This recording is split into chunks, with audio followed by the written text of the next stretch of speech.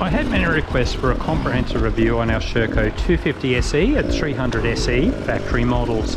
After 7 months and plenty of riding, here is our long-term review. We will start with things we love, then finish with things we hate. The engine, we love it. We suspect the electronic power valve is part of the reason, and of course, thankfully, Sherco is using carburetors on their 22 and 23 models. There is so much grunt at low revs for our hard enduro riding. Now this is good fun. In fact, sometimes the 300 SE breaks traction at low revs when I don't want it to. The 250 SE is often better in slippery terrain. We had plenty of chances to ride other brands back to back.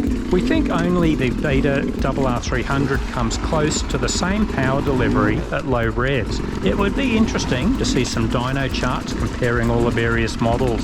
Sherco introduced a counterbalancer on the 250 SE and 300 SE in 2021. The engine feels very smooth, not quite as smooth as the Beta and TPI models, but close.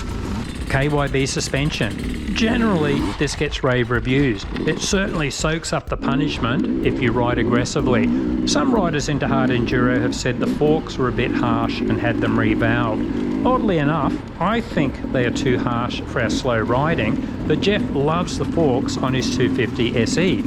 Of course, these are the higher spec factory models set up for racing. Unfortunately, the base model with softer suspension wasn't available last year, and it probably would have suited our style of riding better.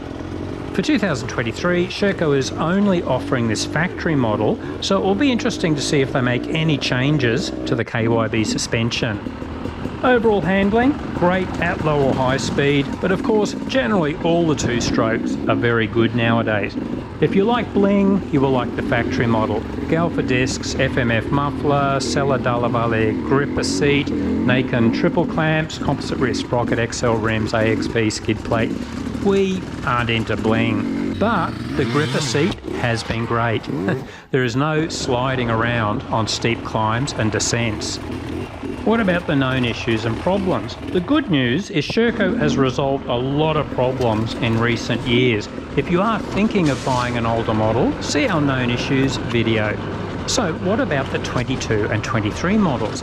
This is just a personal preference, but Sherco used the same low handlebars on their trials models on the enduro bikes. Tall riders usually feel cramped and opt for bar risers. We did. Shorter riders will love the handlebar setup. Clutches are getting very light on most brands, but Sherco hasn't acted on this yet. Thankfully, it's cheap to fix. Some riders who don't ride aggressively simply remove 2 clutch springs. Otherwise, you can spend $30 and replace 3 of the springs with these KTM ones. Adler clutch plates. They work for the vast majority of riders. Tim Coleman abuses his clutch constantly with 0 problems. However, a small percentage of riders have issues at low hours. It happened on Jeff's 250 at 20 hours. Funny noises. We checked the plates and had to replace them. Some Sherco owners suspect Adler occasionally has quality control issues, and they fit Honda clutch plates instead. Fouling spark plugs. This was a common problem on older Shercos, but it still occurs occasionally because they are jetted too rich from the factory. Sometimes the dealer doesn't make the necessary adjustments, or they fail to advise the customer that changes will be needed. Sometimes they do rejet the carb, but it can still be a bit rich. This happened on my Sherco 300 SE. To complicate the issue, many think Sherco's recent jetting recommendations are too rich in the 2018 manuals and on. Refer to the 2017 manual for more accurate jetting settings. We have no issues with our cooling fans, but it seems a small percentage of cooling fans fail at low hours and are replaced under warranty.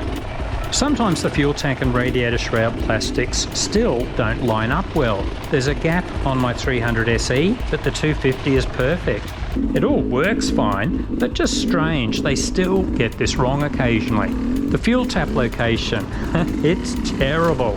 We usually get off the bikes to try and reach it. Some guys just buy a $20 aftermarket fuel tap and add that into the fuel line. It doesn't annoy us enough yet. Finally, there's no kickstart. Most brands are heading this way, but often there's still the option to add a kickstart. You can't with the Shercos. This doesn't worry us, as we always carry jumper leads anyway, but some riders feel strongly this should be an option for any enduro bike. We are always scouring social media for known issues. If we find more, we will put them in the pinned first comment. We love these Shercos and certainly don't regret our choice. That engine more than makes up for niggling little issues. And we've got a long list of known issues for every brand, and we can easily live with the quirky French stuff. Any Sherco owners out there, what do you like? What do you hate? Let us know in the comments.